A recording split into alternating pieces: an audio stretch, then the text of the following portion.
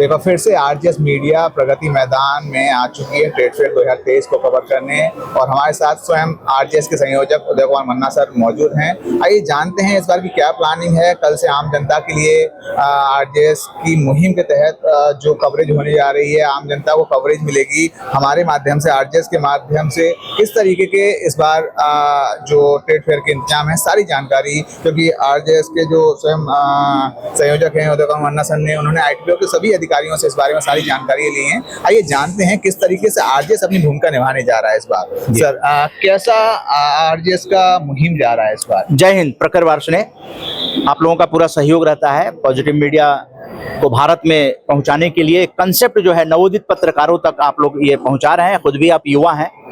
भारत का भविष्य युवाओं के हाथ में सुरक्षित है। जब भारत में नहीं पूरे विश्व में पॉजिटिव जर्नलिज्म जितना प्रमोट होगा, भारत में सुख शांति समृद्धि उतनी तेजी से आएगी। और चूंकि विश्वद्रोही कुटुंबकम है और आईटीपीओ ने इस तरह का कंसेप्ट जो लिया है, ये अपने आप में बहुत ही प्रशंसनीय है।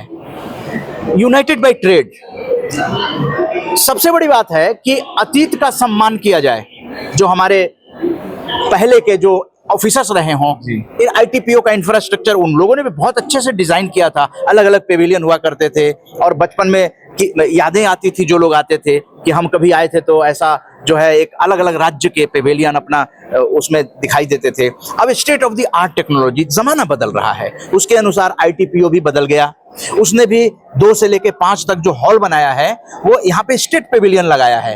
हॉल नंबर 5 में आप देखेंगे सरकारी गवर्नमेंट के और राज्य के, हॉल नंबर 3 में देखेंगे राज्य के पेविलियन हैं।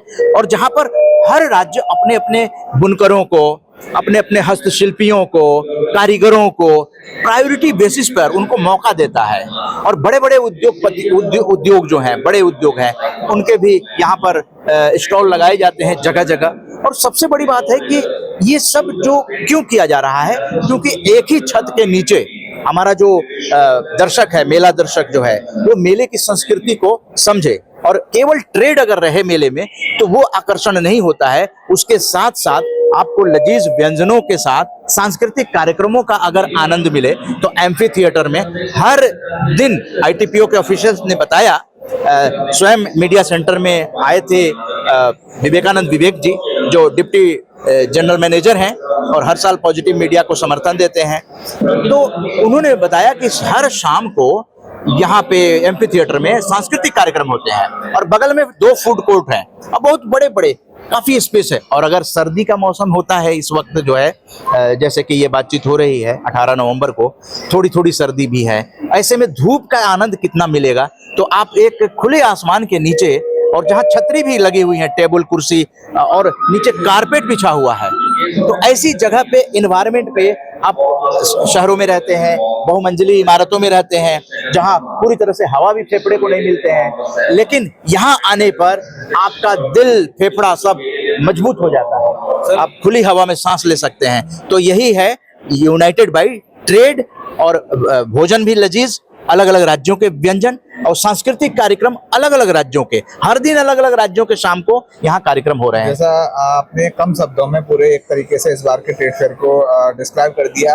एक चीज जो इस बार मैं देख रहा हूँ, चाहे आईटीपीओ की मुहिम हो, लेकिन कहीं ना कहीं मैं पिछले 4-5 सालों से आपके साथ यहाँ आ रहा हूँ, एक चीज इस बार मैंने देखी कि जो डिजिटल मीडिया के पत्रकार हैं वो भी कवर कर रहे हैं। मेरे को जब मैंने देख रहा हूँ अपने सोशल मीडिया जितने पत्रकार जुड़े हुए हैं डिजिटल मीडिया वाले, कहीं ना कहीं मैं एक चीज समझ पाया कि इसमें कहीं ना कहीं आरजेएस का योगदान था। क्योंकि पहली आरजेएस ऐसी टीम थी, वर्कशॉप डिजिटल मीडिया के तरीके से पहला प्रेजेंस उनको मिला था।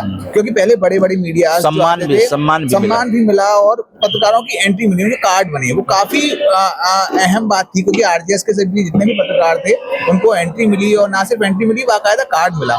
इस बार देख रहे हैं कि सभी पत्रकारों को, चाहे डिजिटल मीडिया हो, चाहे प्रिंट हो, चाहे इलेक्ट्रॉनिक हो, सभी यहाँ मौजूद हैं और उनके माध्यम से ज्यादा लोगों तक ये जानकारी आईटीपीओ की पहुंच रही है। तो आप कैसे देखते हैं कि आपने जो मुहिम शुरू की थी डिजिटल पत्रकारों की ट्रेड फेयर में एंट्री को लेकर, वो अब सार्थक रही है आपकी, और आज ना सिर्फ बड़े पत्रकार बल्कि जो नए उभरते हुए पत्रकार हैं वो भी एंटर कर गए हैं। कहीं ना कहीं उसमें आरजेएस की जो मुहिम थी वो कामयाब रही है। उस मुहिम को आप कैसे देखते हैं? जी हाँ, कोई भी मुहिम जब सकारात्मक सोच के साथ शुरू होती है तो वो सफल ही होती है।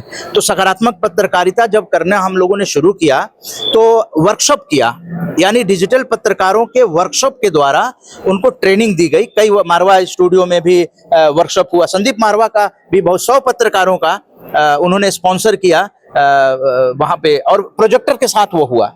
प्रोजेक्टर के साथ वहाँ ट्रेनिंग वर्कशॉप हुई। ऐसे ऐसे हम लोगों ने 8 किए।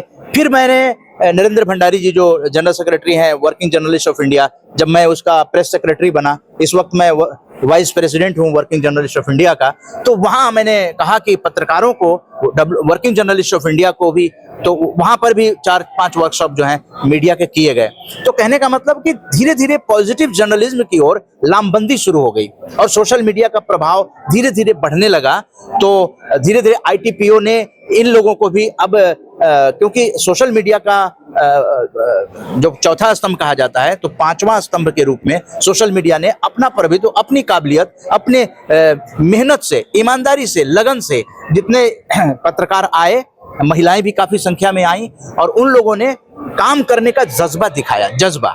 तो उस जज्बे से फिर बहुत ही धन्यवाद देना चाहूंगा कि पत्रकारों को पीआर यूनिट जो है वो खूब सुविधाएं दे रहा है, जिससे कि वो अपनी पत्रकारिता, अपना कार्ड बनाना है, आप आइए, आप काम कीजिए। काम करने के लिए पूरा सहयोग देने के लिए पीआर यूनिट तैयार है। जब भी मैं गया हूं वहाँ काफी संख्या में पत्रकारों ने अपने कार्ड बनवाए और उसके द्वारा वो सकारात्मक पत्रकारिता की ओर आगे बढ़ रहे हैं। जिन पत्रकारों के पास कार्ड नहीं है वो 9 नंबर गेट, जो सुप्रीम कोर्ट मेट्रो स्टेशन है, उससे आप सुप्रीम कोर्ट का एक जो गेट है वो छोड़कर 9 नंबर गेट से मथुरा रोड जो है वहां से आप एडमिनिस्ट्रेटिव ब्लॉक में जा सकते हैं। 3rd फ्लोर पर पीआर यूनिट है, वहां पर आपको पीआर यूनिट के सभी लोग मिलेंगे और बड़े ही कोऑपरेटिव हैं। अगर मेले में जो पत्रकार आना चाहते हैं, आप 9 नंबर गेट से प्रवेश कीजिए और वहां आप पीआर यूनिट में 3rd फ्लोर पर जाइए।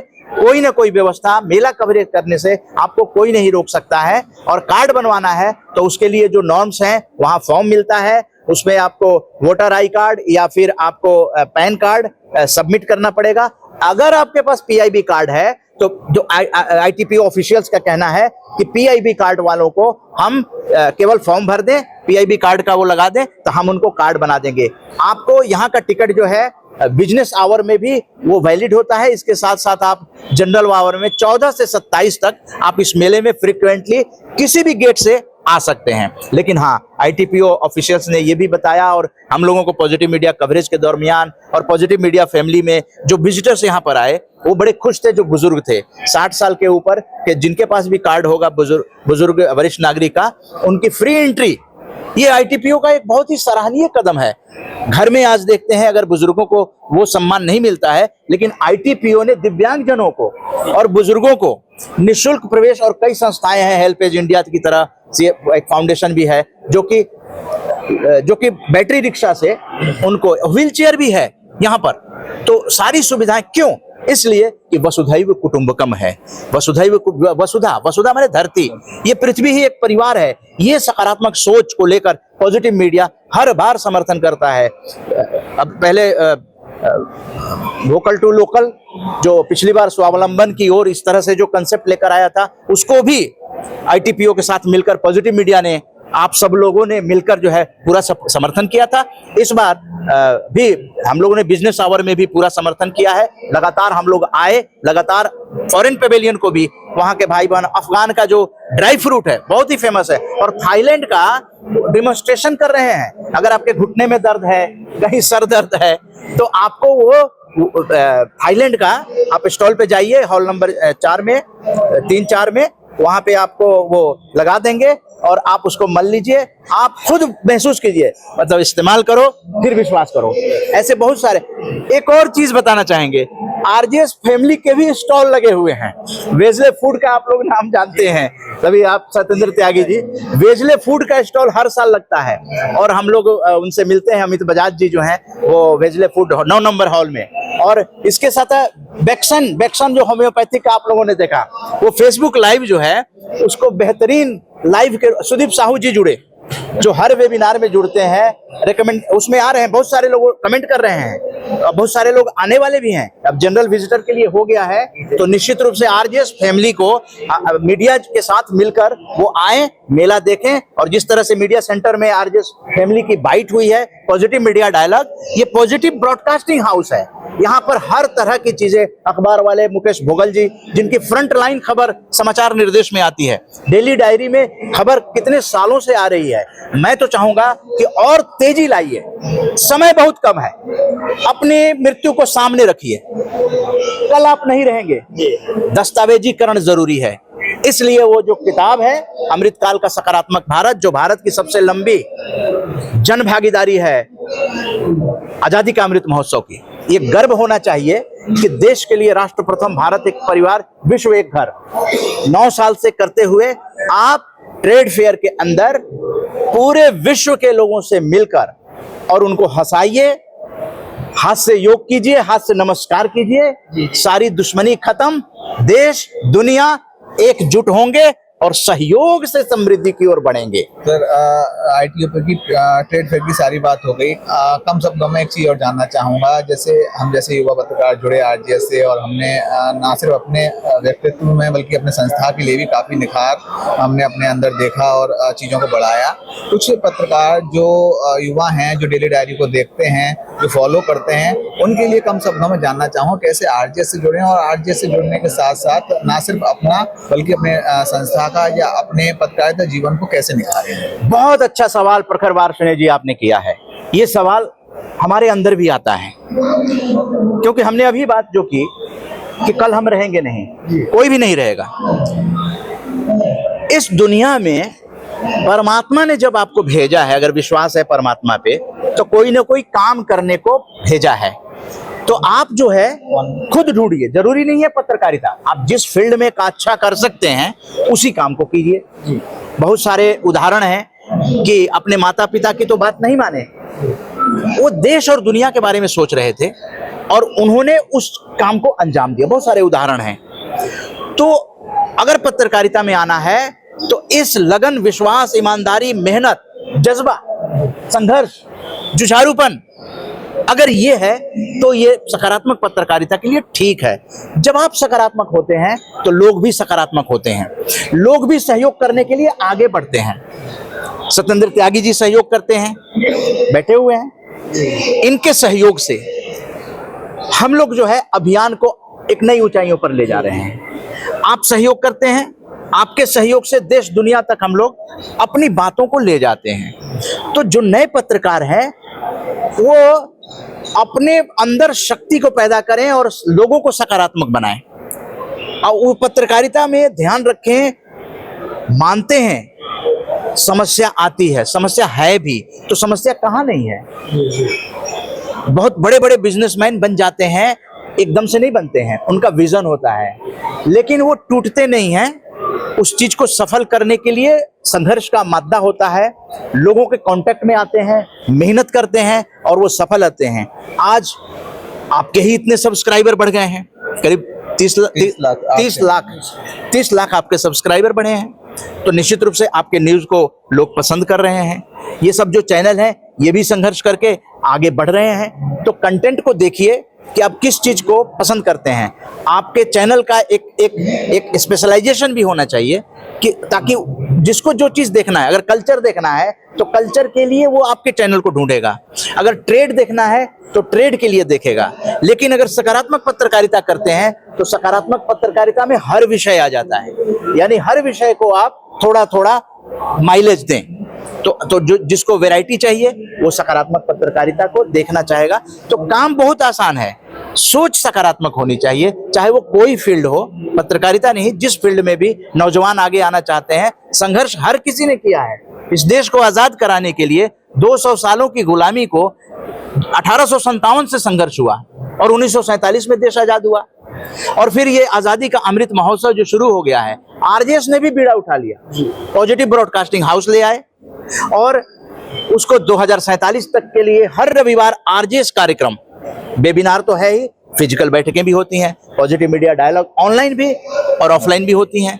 तो कहीं ना कहीं ये मैसेज जाता है। आज मीडिया सेंटर में ट्रेड फेयर की बात हो रही है, हम वसुधैव कुटुंबकम की बात कर रहे हैं। सुबह 10 बजे से ये जो यात्रा निकाली गई पॉजिटिव मीडिया की, उसमें सामाजिक कार्यकर्ता भी, मेला दर्शक भी, हास्य के एम्बेसडर भी, सभी लोग जुड़े, पत्रकार जुड़े, संपादक जुड़े मीडिया सेंटर में, सबके पॉजिटिव मीडिया डायलॉग हुआ, आरजेएस पीबीएच ने किया। तो हमारे अंदर एनर्जी होनी चाहिए, वो उस एनर्जी से सफलता निश्चित रूप से मिलेगी। तो धन्यवाद सर। तो हमारे साथ उदय कुमार मन्ना सर थे, जिन्होंने ना सिर्फ ट्रेड फेयर के बारे में बल्कि आरजेएस को पूरा डिस्क्राइब किया, बताया कैसे आरजेएस के साथ ना सिर्फ जुड़कर भारत को बढ़ा सकते हैं बल्कि अपने भविष्य को भी निखार सकते हैं। धन्यवाद। जय जय हिंद।